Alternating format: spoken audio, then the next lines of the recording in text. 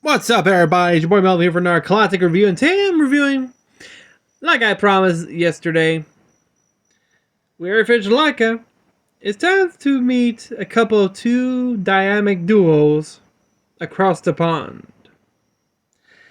Two fine gentlemen. Before there was Laika, you had these two certain characters made of clay. I'm gonna do what are my thoughts on the Wallace and Gromit film series. But before we begin, did you subscribe? Did you hit the bell? So, are you looking for a crackpot British inventor and his smart dog? Well, you better be if you want to have the time of your life. So yeah, Wallace and Gromit has to be one of the most iconic stop motion characters of all time. I'm talking about the film series because it all started by one series called A Grand Day Out back in 1989. It was actually a film project by Nick Park, who made it during when he was in film school. And I forgot the name of the two founders of Aardman. They're the ones who asked his professor, "Hey, it's gonna take a long time to finish this project, so why not just bring your stuff to our studio so we can make it quickly, finish it fast?" Which it took a year, and two stars have been born. But yeah, Wallace and Gromit has been the staple of stop motion because you got a lot of famous characters in stop motion because it's rare to have a certain character represent the whole company. Like, okay, when you hear Aardman, what's the first thing you pop out in your head? Chicken Run, Shaun the Sheep, Wallace and Gromit. And Wallace and Gromit has to be the most popular ones in stop motion. Well, in the UK, because come on, who doesn't even recognize Wallace and Gromit? A cheese-loving inventor and a silent type intelligent dog. Oh boy. I remember when this first came out. Well, technically here's a funny thing. I confuse Wallace with Mr. Tweety from Chicken Run because they look similar except he doesn't have the eyebrows or the grouchy attitude.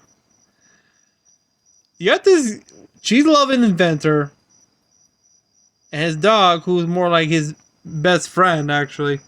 Hey, man's best friend. Which Wallace has been voiced by two people, Peter Sellers and Ben Whitehead. Peter Sellers was the first. He voiced Wallace from A Grand Day Out to Curse of the Were-Rabbit because by the time of A Matter of Love and Death appeared, he already passed away. So the one who voiced, I think Ben Whitehead was the one who voiced Wallace in A Matter of Love and Death. And damn, Wallace and Gromit has to be the most iconic stop motion, short, and major feature-length films of all time. I remember the first one I saw was The Wrong Trousers, which was, we all know, Gromit's birthday, of course.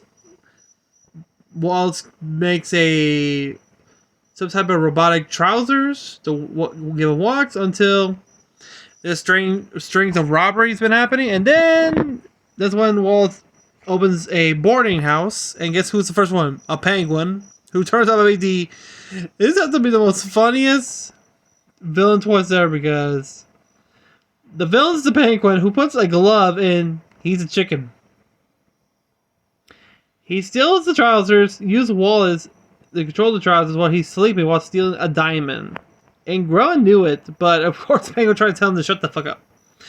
And when the Penguin reveals he removes the gloves, it was oh my god, it's you! Which, damn. This has to be the most funny thing. The one scene I like was the I don't want to call it train chase because actually they're just running around in model trains, which is actually pretty funny.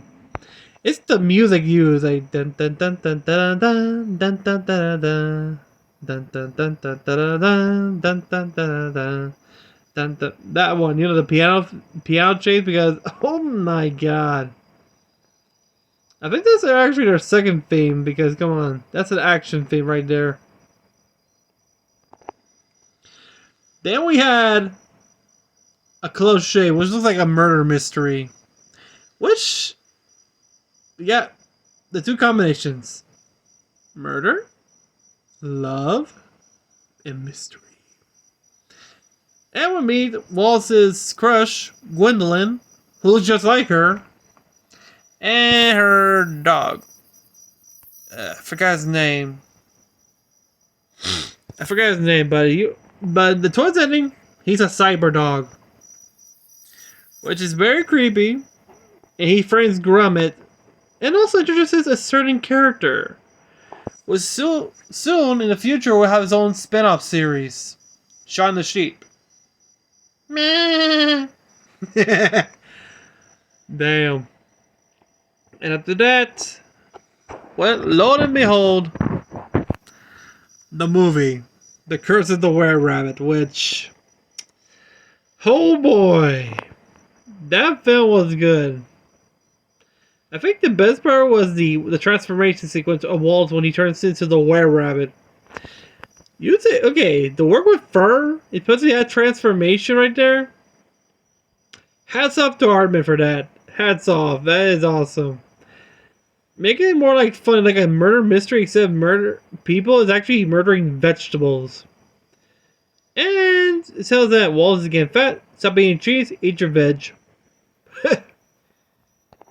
But yeah, because the history of Wallace and Gromit is a long one, because it all starts back in 1989, back in the 80s, of course.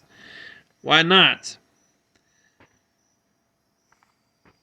Which started with The Grand Day Out, which was nominated for Academy Award for Best Animated Short back in 91. But it lost to Creature Comfort with another anime creation of Nick Park. Then we got The Wrong Trousers, A Close Shave, and Going the White Rabbit, like I said, which the latter three earned an Academy Award. 3 trophies for the British.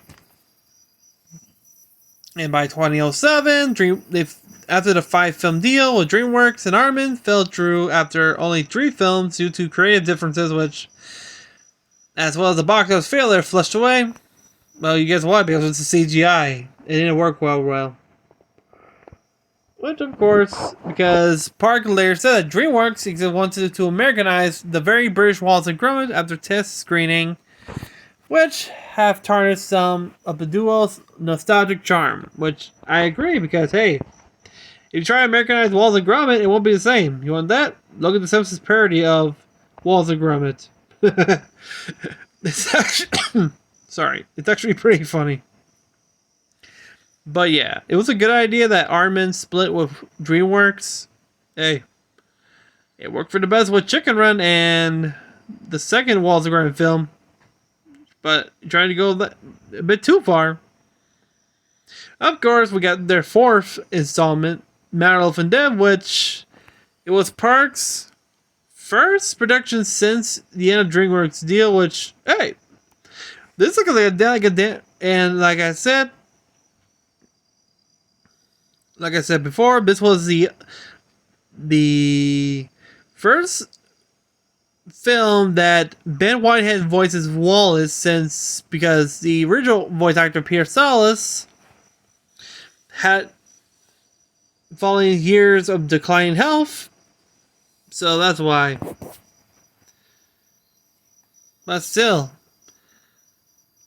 and Mad Elephant Dead was actually my favorite. Actually, it's like a murder mystery. You had Wallace and Grump this time as bakers. You know, it opens with Baker Bob getting murdered after getting slugged in the head with a rolling pin.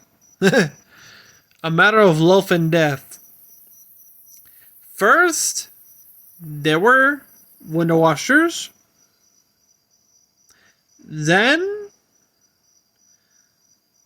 I think there were rabbit hunters. And now, bakers. What's next? Cheesemakers? No, wait, that's a bad idea.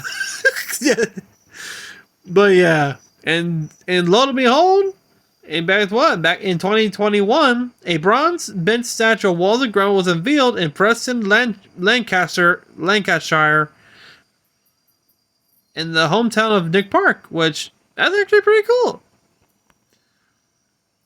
But in 2022 of this year, in January, a new film announced, which is due to release in 2024, like 2 years from now, on Netflix, except for the UK, where it will premiere first on BBC before also coming to Netflix at a later date. Oh no shit. It's their property. Netflix and wait, because I want to see what's the story about this, because hey, you visit a moon made of cheese, an evil supervillain penguin, a cyber dog trying to murder y'all, a were bunny or rabbit, either side upon you say, and a psycho fruitcake who tried to murder every baker in the UK. This is actually getting good. But yeah, to me, Wallace and Gromit has to be one of my favorites because, come on, it's Wallace's personality as a cheese-loving inventor. It's strange that you call it his love romance. Okay, first we got Gwendolyn. Unfortunately, that didn't work because she's definitely allergic to cheese, which... Ooh, and was it not even Wensleydale? Which, ouch.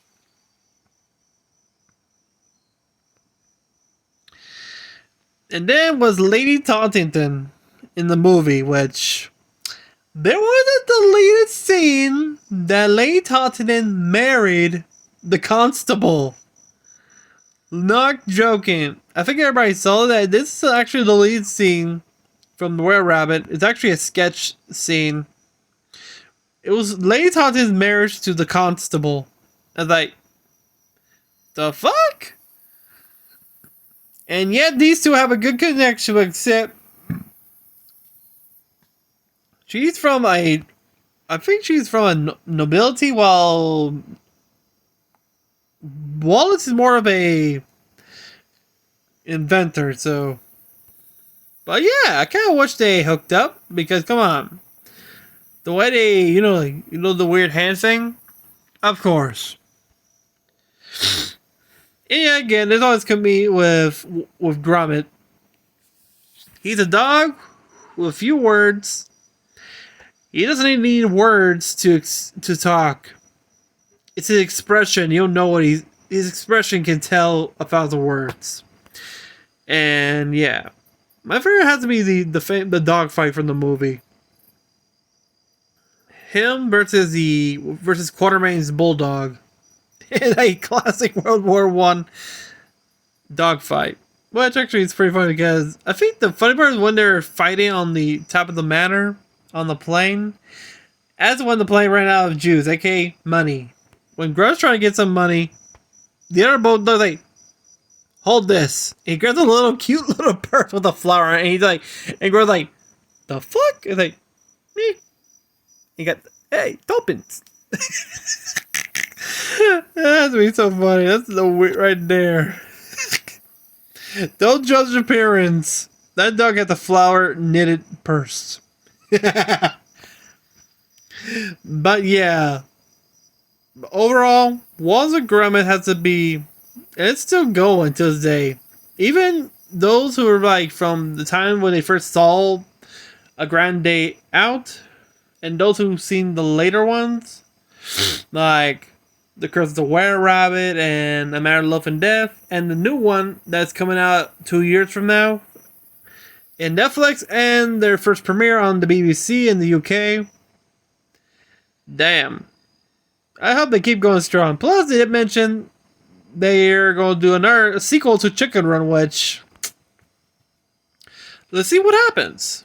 But yeah, let me know what you think on the Wallace and Gromit film series, and if you've seen them, which one's your favorite? To me, I'm going between like from the Wrong Trousers, A Close Shave, The Were Rabbit, and A Matter of Life and Death, because I never seen the first one. I know the first one has to be the earliest one of Wallace and Gromit because of the way the clay animation looks compared to after the second to the how it looks now.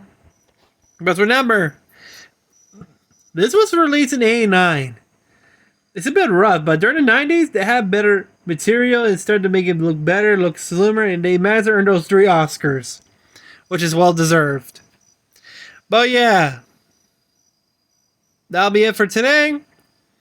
Let me know what you think of the Wallace and Gromit series. If you're from the UK, just comment down below with the word cheese, so I know you're a fan of it.